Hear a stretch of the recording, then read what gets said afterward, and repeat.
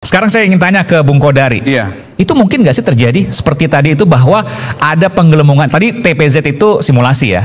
Iya. Ada algoritma yang menguntungkan paslon tertentu ya. Semuanya mungkin ada diuntungkan tapi paling banyak paslon 02. Kalau di satu TPS misalnya harusnya 77 tadi digambarkan. Iya. Tapi jadi 677. 600-nya dihilangkan jadi kembali ke 77. Kayak kutu loncat dia pindah ke TPS yang lain. Mungkin nggak sih? Pertama harus ditegaskan kepada pemirsa ya bahwa itu adalah simulasi ya, bukan Betul, data simulasi. real dari TPS dan Sirekap yang sekarang sedang berjalan. Kenapa itu perlu ditegaskan supaya jangan terjadi mispersepsi di masyarakat. Persis saya tadi juga mau bertanya ini kenapa namanya TBZ, kenapa bukan TPS? Karena simulasi memang. Iya, bahkan saya lebih jauh lagi bertanya, ini sebetulnya daerahnya di mana, lokasinya di mana? Karena kalau bicara kecurangan itu kita harus bicara spesifik TPS begitu.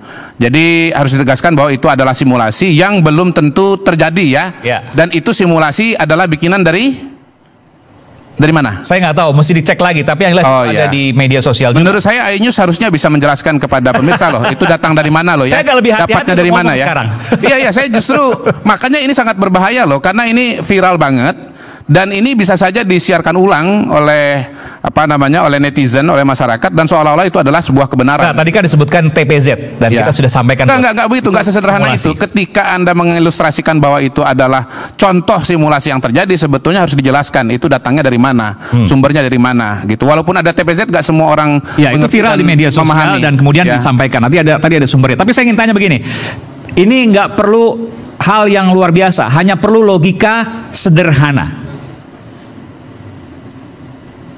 Pertanyaannya?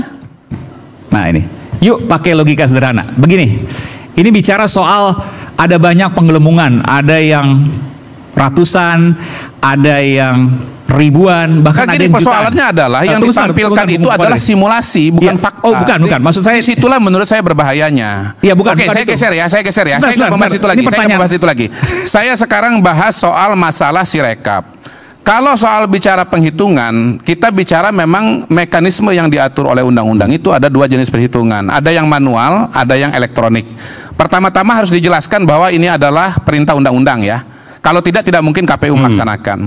Yang kedua, saya mau meruntut dulu dari hulunya. Bahwa KPU itu jumlahnya tidak satu orang, tidak dua orang, dan tidak datang dari pemerintah. Itu diseleksi oleh DPR. Dan saya berani katakan di sini sebetulnya bahwa perwakilan-perwakilan dari partai politik itu semua ada. Ya, dari sekian anggota KPU itu ada dari Golkar yang memilih, ada dari PDI yang memilih, ada Gerindra yang memilih.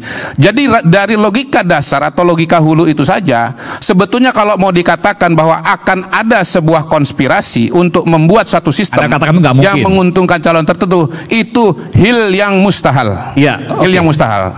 Yang kedua, sistem ini sudah diproses sekian lama, tidak mungkin Komisi 3 ya itu berdiam diri dan tidak melakukan pengecekan kepada sistem. Iya, tapi gini, saya mau tanya sebentar. Ini kan logika sederhana ya. Ketika ada penggelembungan ada puluhan, ada ratusan, bahkan ada yang ada jutaan itu.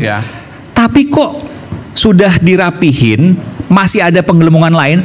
Permasalahannya ini pertanyaan yang paling mendasar. Kenapa kemudian proporsi real count itu sama seperti quick count, padahal masih ada penggelembungan sampai jutaan? Itu kan logika yang mengusik tuh. Jadi gini, saya menjadikan proporsi masih sama dengan quick count elektronik ini sebagai sebuah pemantauan saja, karena semua sudah jelas di undang-undang yang akan jadi patokan adalah hitungan manual. Itu pertama ya, pegangan pertama menurut saya.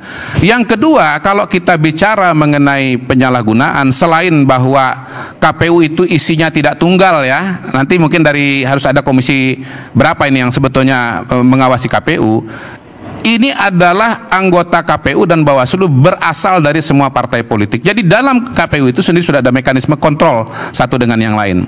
Nah, yang kedua, dengan adanya quick count yang sudah dilakukan oleh berbagai lembaga dan hasilnya menunjukkan hasil yang sama atau serupa, menurut saya itu sudah jadi satu indikator buat nanti hasil akhirnya akan seperti apa gitu. Jadi hasil akhir dari pengalaman yang sudah ya kita bisa katakan bahwa hasilnya nggak akan beda jauh dengan KPU. Nah, permasalahannya ini pertanyaannya ini sudah ada penggelembungan tapi hasilnya masih sama seperti quick count, hasil real count. Itu kenapa? Nah, soalnya gini, penggelembungan ini dulu apakah merupakan suatu fakta atau masih asumsi? Kan ada yang disampaikan. Ya siapa yang menyampaikan? Ada beberapa yang kemudian temuan-temuan di TPS, di Sirekap dan lain sebagainya. Bahwa ini merupakan kecurigaan yang harus dibuktikan nanti lewat forum katakanlah di Mahkamah Konstitusi. Oke, jadi pada hari ini saya katakan bukti penggelembungan itu belum ada. Buat saya belum ada. Kalau memang ada tolong ditampilkan di sini yang namanya penggelembungan. Yang tadi Anda tampilkan itu simulasi. Anda tidak bisa menampilkan fakta. Bukan, maksud saya begini. Bagaimana saya mau menanggapi, mau mengatakan ada penggelembungan kalau yang ditampilkan adalah simulasi? Artinya Anda menyatakan bahwa tidak ada penggelembungan sama sekali kok? Saya tidak tahu. Saya tidak tahu. Saya mengatakan saya tidak tahu.